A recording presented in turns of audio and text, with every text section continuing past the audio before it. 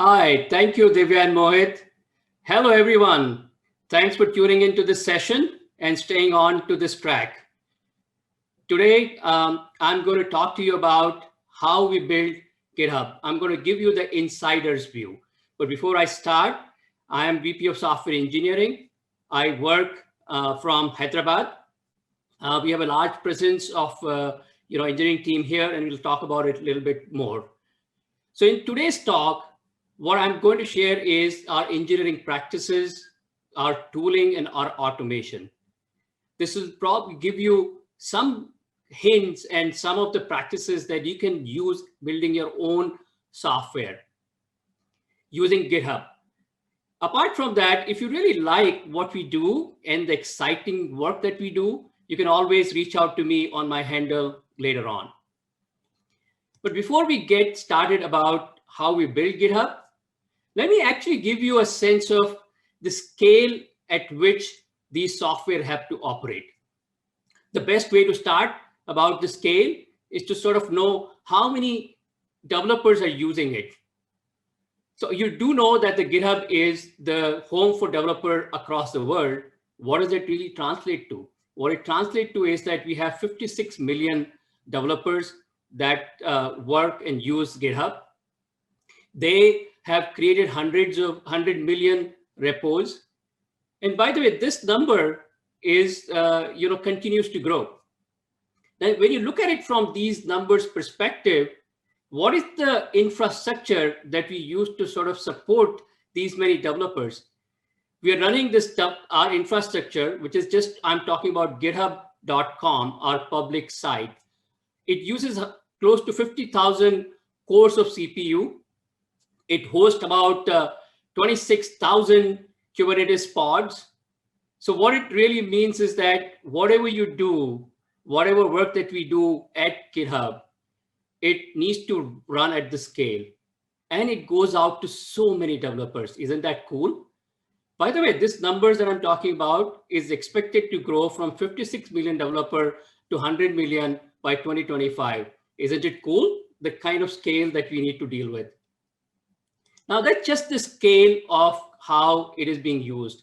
But let me dive deeper now and tell you that, from an engineer who is at GitHub, what does it really mean? So we are about 1,000 plus engineers who are working on this product simultaneously, as Chanku talked about, across the world. This translates to about 600,000 builds in a month. And that takes about half an hour to build in 90th percentile of the time. We care about how that experience is for the developer. So we also monitor what is the reliability of this build system that we have. Once you've done the build, we also watch how long does it take to deploy these onto our production site. So in the last month, we made 535 deployments to our production site. These 535 deployments were the results of 4,000 plus PRs that were generated to be deployed onto the production. So you can see that, we sort of seem to do some magic to make it into 535 deployment. We actually create a train which combines multiple PRs and then deploy them together. This entire deployment finishes in 2.5 hours to 2.8 hours in the 90th percentile. So you can see that a PR from build to deploy for 90th percentile of a time takes about 3.5 hours. Amazing, isn't it? As a developer, I start working on something and I'm ready, and that's available on production to all of my users in 3.5 hours. That really is the kind of engineering system that we have built. So what is this engineering system? This engineering system is like any other modern DevOps process. We have 4 phases. We plan, then we develop, we deploy into production, and then we operate this live site. And this loop continues. The biggest focus in this loop is that we want to make sure that it's reliable, it is secure, and it is fast, which means that I can repeat, quicker. So you saw that, right? That, from develop to deploy, it only takes 3.5 hours. And this is something we are not happy. We want to continue to improve on it. The other thing about this DevOps cycle is it's focused on developer, on team. And so we have made sure that this cycle can be run independently with each developer and each team. That empowers them, right? That empowers them to sort of say that whenever they are ready, they can deploy. And this just creates a very different kind of energy in the team. We also make sure that everything is written down. So that increases the trust in the people, in the developer, right? And it really creates a kind of collaboration built on a trust. And we have made sure that we also have tools that we are using, processes that we are using that encourages this, this collaboration. We use Slack, we use GitHub to sort of document our discussions, and you will see this in the examples as I go forward. So let me start with planning first. So our planning, the first thing that we start off with is a public roadmap. So you can go to our GitHub public website and you will find that we have put out a public roadmap. This public roadmap is our intent to let our customers know what we are planning to release in coming quarter or few quarters down the line. It's very important because our customers depend on us, on our features that we are providing. So I have only picked up a 1 quarter worth of small slice, but you can go to site and look at others. This is backed by the OKR, which is an internal process. The objective and key results is what every team does every quarter. So every quarter we come together as a company and decide what would we do for that quarter? What are the objectives and the key results that we want to achieve? When all the teams come together, it's also easier to make sure that the dependencies with each other is also sorted out. So in this example, the objective is that we want to make sure that student developers make GitHub Global Campus the home. This objective have a clear key results defined. And as you can see, each of these objectives has a particular person who's responsible for it. And then we continue to track this over the quarter. Every month we score ourselves, course correct wherever is needed. This OKR then translates into initiative. This is really the kind of work that we will end up doing to make sure that those key results are something that we can achieve. From these initiatives, we translate them down to epics. Epics are the smallest piece of work that we bring it down to the customer. So you can see when you look at it that we're being very intentional. We want to make sure that we tell customers what we want to do. And that intentionality is backed up by a process in OKR, which is written down. Complete transparency, each team knows what the other team is doing. And as well, it creates a shared aligned goals. And in initiative in epics, we have made sure that this work is divided into small enough chunk that can be validated on its own and course corrected. And you will also notice that we create a lot of high prioritizations. We are focused on only fewer things that really matters. Now that I talked about planning, there is one thing that happens is that at the end of the day, end of the deployment, we also have every month something called the change log. I didn't show that because look, most of the times what we start off is not necessarily all the time it gets to the change log, just like any other software. Well, let me talk about the develop phase now. Now that we have a plan, now the developer knows what needs to be done. Those initiatives, so those epics get translated into the features. So in this example, the epic is to sort of take our MS Teams integration with GitHub, generally available. So in that epic, we need to do one feature called reminders for both personal and the team. So you can see that very clearly in the feature, we identify the engineer who's responsible, the product manager who's responsible, and the designer who's responsible to work on this feature.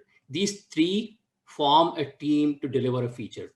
There are success criteria that are very clearly defined. And in most cases, you'll also see that, what are the features or user stories that we need to do to complete this feature. In some cases, when it is not clear, we start things with the spike, which really helps us identify everything that is required for this feature. So in this case, once the spikes were done, all other work and the user stories were identified very clearly. But as the spikes were going on, the way the team would work is that continue to document their finding. And this documentation really happens either on the issue or it happens in the repo itself. And this provides a great means for everybody in the team to participate. In fact, outside the team as well, because everything is visible to everybody. And you can see that some of the conversation here that is going on. And so not only that everybody got to participate, we also have now historical documentation that anybody can come in and understand the context in which the decision was made. And then they can actually take the next set of decision appropriately. Once these things are sorted out, a user story is then converted into tasks, very clear end goals, testing, everything identified. And eventually that results into a PR where team can collaborate further to provide the feedback to make sure that the developer is not missing out something important. Once you've done that, the PR is ready. Now we are trying to sort of take this PR to the deployment. So the first thing that we do is to sort of test it, right? And we have lots of tests and which continues to grow. The number, roughly today is about 7,000 test suites in the 5,000 files. And this thing keeps growing. So now this is the very important thing. When you see this PR process is a very comprehensive PR process. The reason we have such a comprehensive PR process is to make sure that we validate, but at the same time, keep the time for validation to be short. And so that's why we turn off multiple parallel CI jobs. We have also divided CI jobs between what is must to do before the PR is ready to deployment to what can be done in a deferred way. So as you can see, we start required CI job, which needs to complete, and then long running CI job. Once the required CI jobs are complete, this pull request is ready for the deployment, and I'll talk about deployment in the next slide. But as I said, we want to make sure that we continue to validate all other scenarios. And that's where our long running CI job continues. And the way it happens is the developers need to continue to monitor and see if there are any issues, and they quickly get to either fixing the test or a code that gets deployed immediately. But if there is some issue with the deployment and in the CI and developer has not been able to sort of address it in a stipulated time, we get into what we call is the compliance or a corrective path, where we stop the entire pipeline, stop all the deployments, and all hands are on deck to make sure that we fix the problem immediately. It could be rolling forward, or it could be rolling back the change which has caused the issue. Now that I talked to you about what the PR process is and the PR is ready for the deployment, now let me take you through how does that really work. So the deployment process at GitHub is a safe rollout process. What we really do is once the PR is ready, we only deploy it on the 2% users, which means that the change can only be seen by 2% users. From there, we move to exposing that to 20% of the user. And once we find everything is fine, we really deploy it for every user. And then the PR is ready for the merge. But as we are going through these phases, the developer gets a time to validate if the changes that they put out has an expected impact. And that expected impact could be on two types. One is that, you're looking at your business metrics and trying to see that, did it have the right impact? Is it meeting our business requirement? The second one is that we look for exceptions or a quality related thing to make sure that the change is not really causing any issue in the production for our customer. These gates are time based, which means that we go from one stage to the another stage. but the developer has a full control if they want to sort of hold for some more time so that they can do their manual testing if they were not able to complete within the time, or if they find some issue, they can roll back from any point of view. Over the time, we actually introduced this middle stage with the 20% canary, because we found that 2% canary does find issues, but there are times that the corner cases, those issues may not be visible with 2%, and we found that 20% actually works better, and hence we introduced this another stage. So combined with these two stages really helps us make sure that we are deploying it safely, that our customers get to use the feature soon, but we ensure that it's not disturbing or there are no quality issues in our deployment. Now that I've told you about how we plan, develop, and deploy and roll out, let me now talk about what do we do with our production side. Like any other production side, we monitor it. We use Datadog for metrics. We use Sentry for our exceptions and Splunk for our logs. We have made sure that we have built good amount of alerts around these so that we get to know any issue on the live site early on. And these alerts are routed to either PagerDuty, which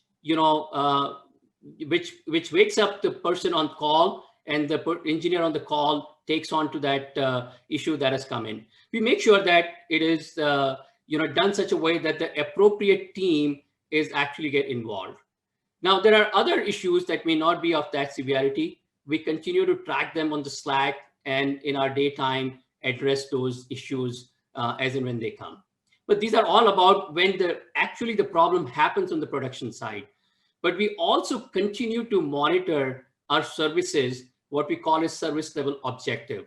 In this case, the Classroom microservice have defined two service level objectives, that is the exception and the health. And they have a clear objective goal that they want to achieve. And it is get monitored every week, every quarter, and every month. And this SLO review really happens on every weekly basis at the highest level of engineering leadership. The reason for doing that is to make sure that everybody is focused on making sure our live site, our production site is always reliable and available. We also do it at the highest level to make sure that we identify these patterns from any other service, but apply to everywhere else so that customers don't find the same issues again. So I hope I've given you a good sense of how we build GitHub using GitHub.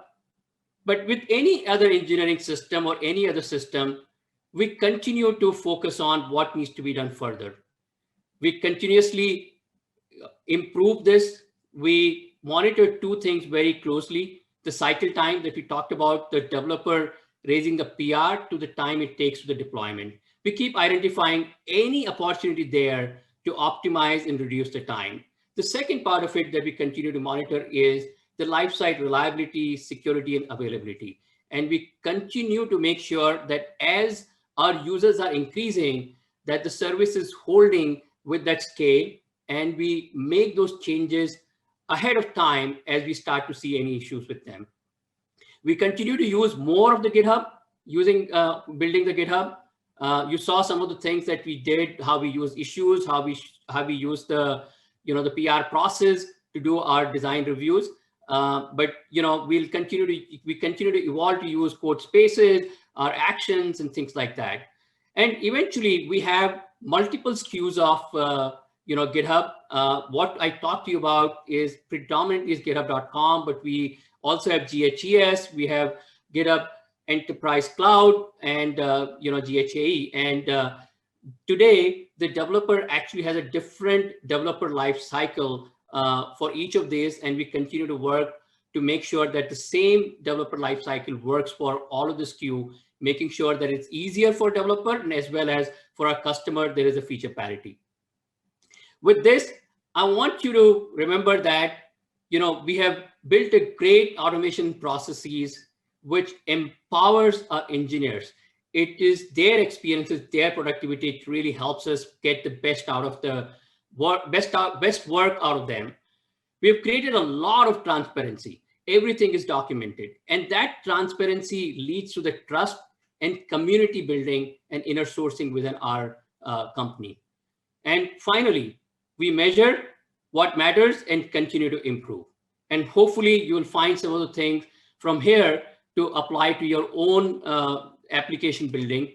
We continue to talk about these on our blog, github.blog, and the categories engineering, where you can see most of these things that we continue to come back and talk to our developers. Thank you. Thanks for staying with me in the session. We'll move to Q&A.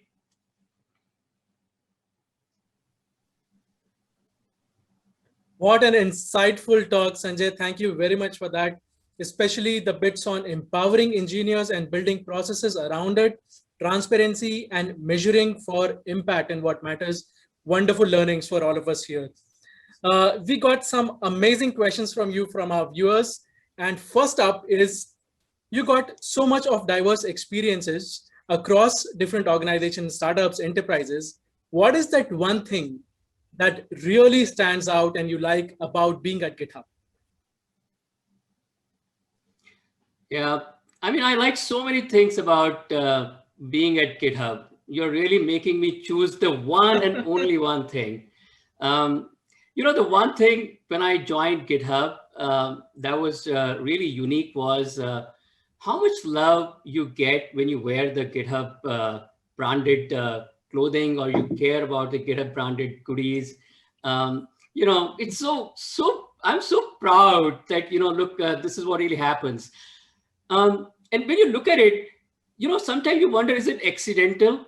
But really, it's not accidental, as I've sort of learned about it. And this is the one thing that I like about it. A lot of the times I go in and talk about, hey, if we do this, this is what it means to us. This is what it means to our business. And I get corrected. Whatever we do, it has to be centered around the developer. What does it mean to the developer? What are we doing to improve their experience, their productivity, and make them work in a global environment where there is a community, there is a trust. And so that is the biggest one thing that is different. We are totally and 100% focused only on developers. I'm sure everybody hearing here would be super delighted to learn that every day we think about them so much. Sanjay, also from the whole journey and the workflow that you shared, what's one challenge or like a cultural or a technical challenge that you would want to share with folks hearing on the DevOps channel as an inspiration of what they can look at and how can they overcome that? Yeah, so GitHub is, a good one. There's lots of challenges, right? I mean, a company which is growing, we talked about 56 million users, going to go up to 100 million in 2025. Well, there is no dearth of challenges that we see day in, day out, right? But if you think about it, what has been for the last 6 to 12 months, what has been a big challenge? The one thing that our company is going through is from a small company to a medium-sized large company, where a lot of enterprises, a lot of communities depend on their day-to-day work. And what we found was that as a team, while we were doing the right set of things, each one was following their own, process, practices. And we have now become intentional about making sure that there is a uniformity without missing out the empowerment for each team to do what they want to do. So you saw the public roadmap, right? This was not something that we used to do. We started doing it because, that really tells our customers that what they can depend on. And the same thing internally. You saw SLO. We still provide each team to sort of say that what they want to measure, but at the same time, it is a process that we have developed now across the teams, and we meet at the highest level of leadership to make sure what is happening on one side, the other side learns about it and quickly reacts to it. So that's really has been one of the biggest, cultural changes, so to say, that we are going through. But as I said, there's no dearth of challenges at GitHub. Amazing to hear that. And yes, absolutely. We got one more question for you. And Am I it's also again allowed on to ask you a question? Oh, yes, go Absolutely. ahead. Please go ahead. All right. You talked about how great you felt about the talk. I mean, that one number that I care the most, I want to ask you if you actually, paid attention to it. How long does it take for a developer when the PR is ready to deploying it to the production site? I got this. 3.5 hours, you had said. 3.5 hours every time? No, not every time. Well, you got my It's question. So I didn't 2.8 ask you about the hours. reliability, but yes, it's 3.5 hours and the 90% reliability. So yeah, the way you want, you may want to take something from, Mohit now. Yeah, I'm gonna Absolutely. take a goodie. Thank you so much, Sanjay. Again, it was such an insightful session. Just loved having you here and sharing the whole workflow with everyone, how GitHub is built using GitHub. Folks, remember, Sanjay is going to stay with us in discussions. So head over to discussions and ask all your other questions from Sanjay. Thank you, Sanjay, again. Bye-bye. Thank you, and look forward to engaging with you on the discussion channel.